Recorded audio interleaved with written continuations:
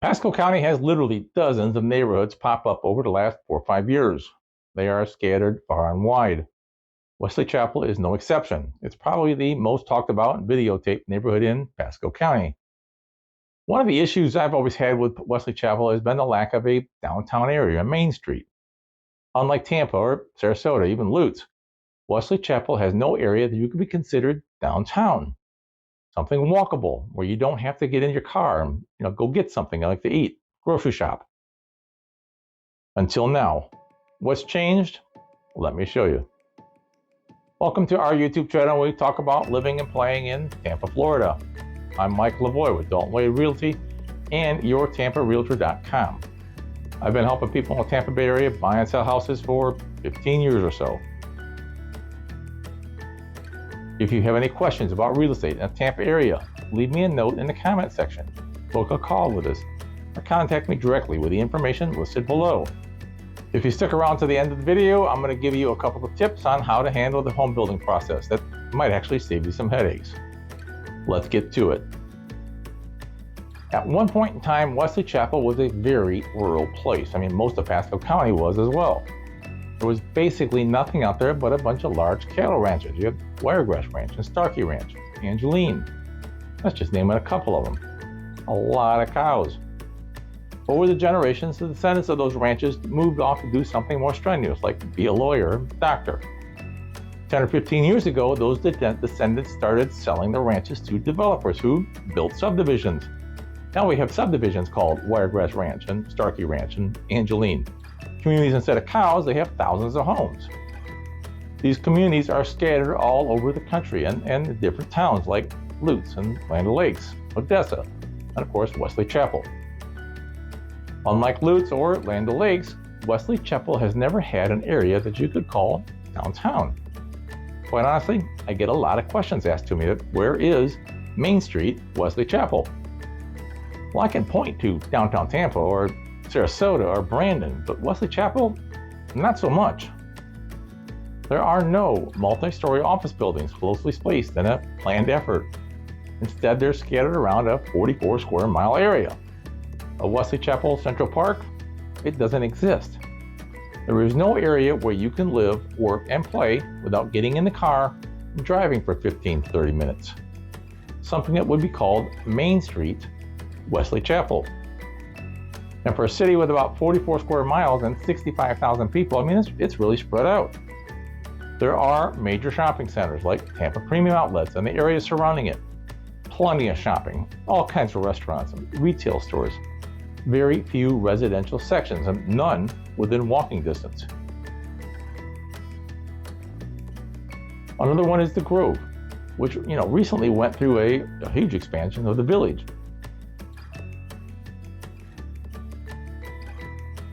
The addition of the Crate Container Park, which we've talked about before.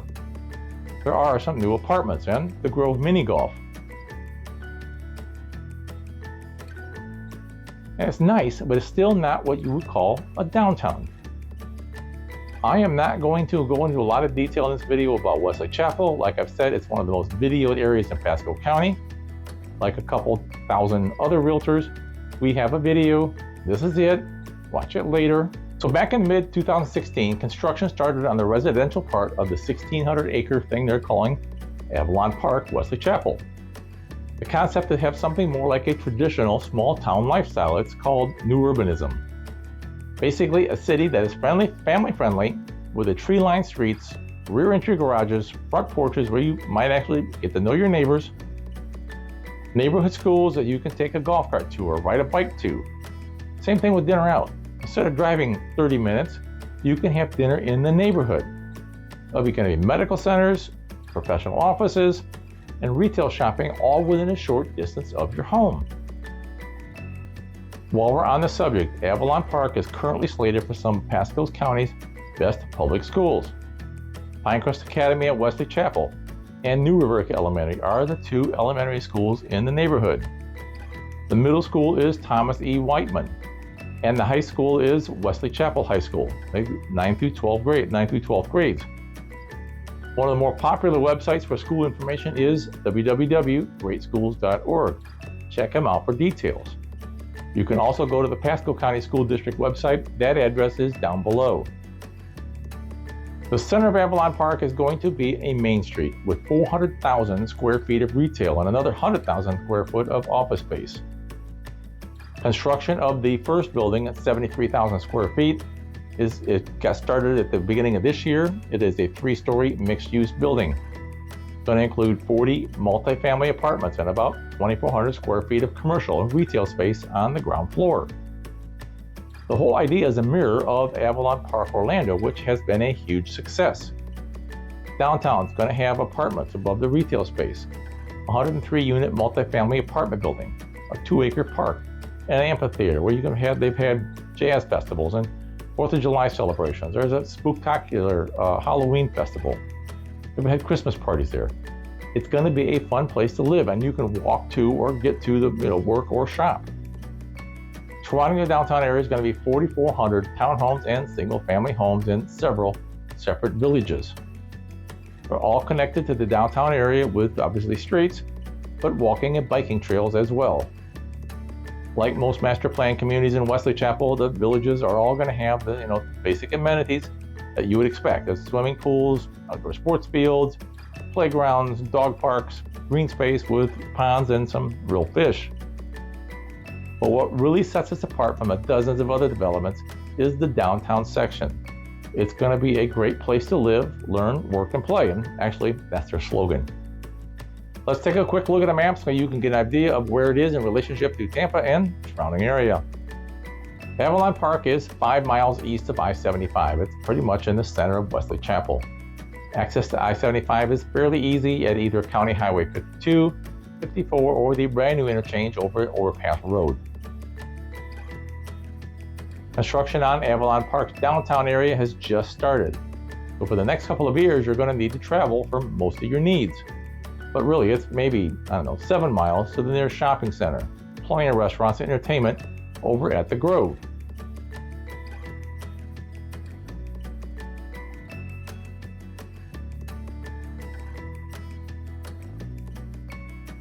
The shops at Wiregrass are pretty much the same distance, with another 150 or so stores and a ton of restaurants. Grocery stores like Publix are maybe, 10 minutes away. Obviously it's going to be a whole lot easier when you can drive your golf cart for groceries, but that's just not going to happen for a couple of years. And while we're talking about driving somewhere, Highway 54 from basically Curlew Road east to almost Zephyr Hills is under construction. It has been for what seems like an eternity. The road widening started a couple years ago and has steadily moved east, which at the moment is right in front of the entrance to Avalon Park. Yeah, it is a pain in the ass getting in or out of the neighborhood, but it's temporary. When they get done, if they get done, it will be a very nice 4-lane highway with turn lanes and traffic lights, something like it should have been already. Seriously, Highway 54 getting to I-75 will go from a 2-lane country road to a 4, maybe 6-lane highway, depending on where you're sitting, making the trip to Tampa International Airport, or our world famous beaches along the Gulf Coast going to be a whole lot easier. There are several residential sections planned in Avalon Park. The first two, Cypress Village and Hawthorne Village, have been built out. Each of them have their own style.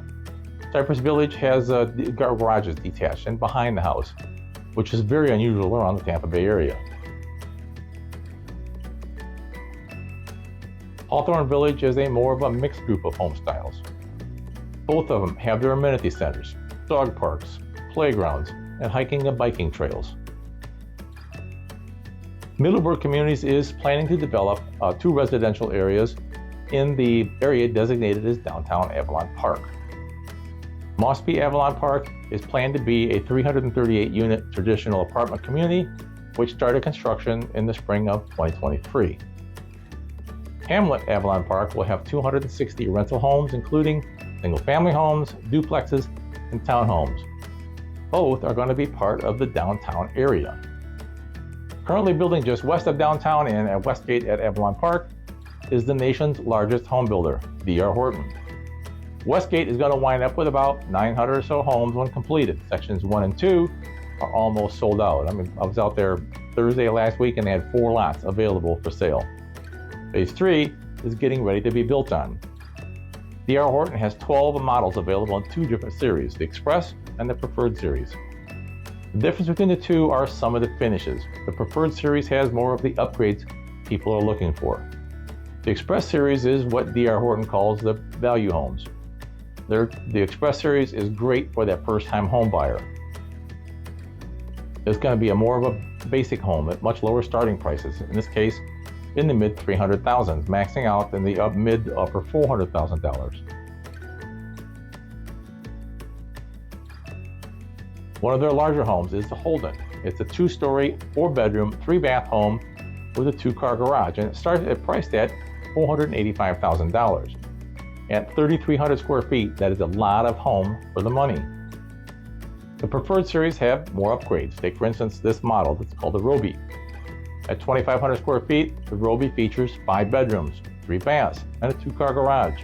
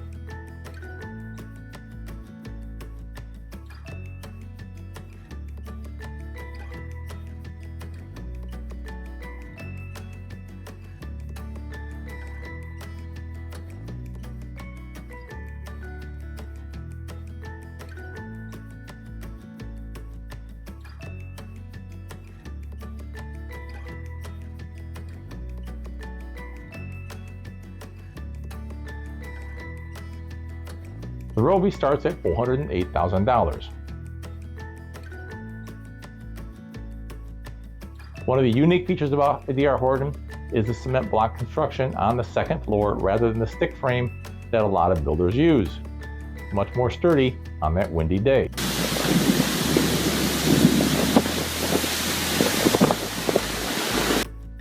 Let's talk about DR Horton and those tips and tricks working with them, or any builder for that matter. DR Horton is one of those builders people that they love to hate. They build and sell more homes than any other builder in the country. 81,000 or so just last year. Building that many homes, not everyone is going to be perfect. But then again, I've seen custom homes that have issues. If you search on the web, and you should, you're going to find several complaints about them. There is a law firm that's over in, I think it's in Tampa, online, that makes note of the fact that there are over 1,000 complaints on the BBB website against them. If you read through the complaints, the vast majority of the open complaints have been closed by DR Horton to the homeowner's satisfaction. That just means the builder fixed the problem and everyone is happy. Are there still open complaints? Sure. You need to read them and get the appreciation of the complaint and the complainant. Some people are just not cut out or prepared to be a homeowner. DR Horton built about 81,500 homes last year by itself. So let's assume there are 1,000 complaints unsatisfied. That means there's 80,000 families that are happy with their home. That's like 99.9% of the people who bought a DR Horton are very happy with it. It's not bad for a corporation that size. Okay, for those 2 tips that work with pretty much any builder, and if you hang on, I've got a bonus. I've got a third one. It's a bonus. Number 1, get a realtor on your side. Sales reps at the model center, I'm sure, are very nice. I work with them all the time. They are nice people, but they work for the builder.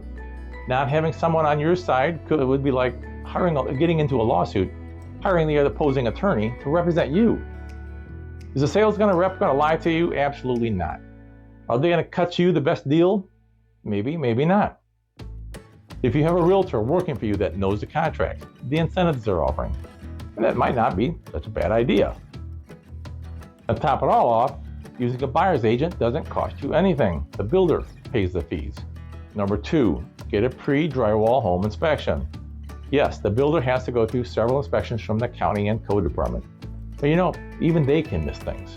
Wouldn't it make sense to have a professional, independent home inspector check out that house for you, just in case? And it has to be done before as a pre-drywall. Once that drywall goes up, all of the plumbing, electrical, HVAC, and any other mechanical thing is going to be covered up, hidden forever. And the bonus tip, before you sign off on that checklist, have the home inspected again. A few days before you take possession of the house, the builder's representative will go through the home with you and create a checklist of things that need to be fixed or replaced before you take possession of the house. It's going to be mostly superficial things, dings and dents. They are not going to check the electrical outlets, appliances, heating and air conditioning systems. You as the buyer are going to take their word for it that those systems function. And if they do, fine. If they don't, you're going to have to go through the warranty department after you move in. The builder, and I don't care what builder it is not going to be so anxious to get back out to your house and fix something. They are building other houses to sell. Yours is already sold. I'm thinking that would be a great time to get a home inspector back in to look at the home. There's probably not going to be any major issues. But once you sign that contract, it's a whole lot harder to negotiate for repairs. And normally, the second inspection is cost you a whole lot less than the inspector going out there the first time. At some point in time, Avalon Park Wesley Chapel is going to be a very neat place to call home. If you want more information about Avalon Park, or maybe you're planning to move to the Tampa Bay area, give us a call or send us a text. My team and I would like to talk to you. Our phone number is listed on the screen. Thanks for watching. Go out and make it a great day.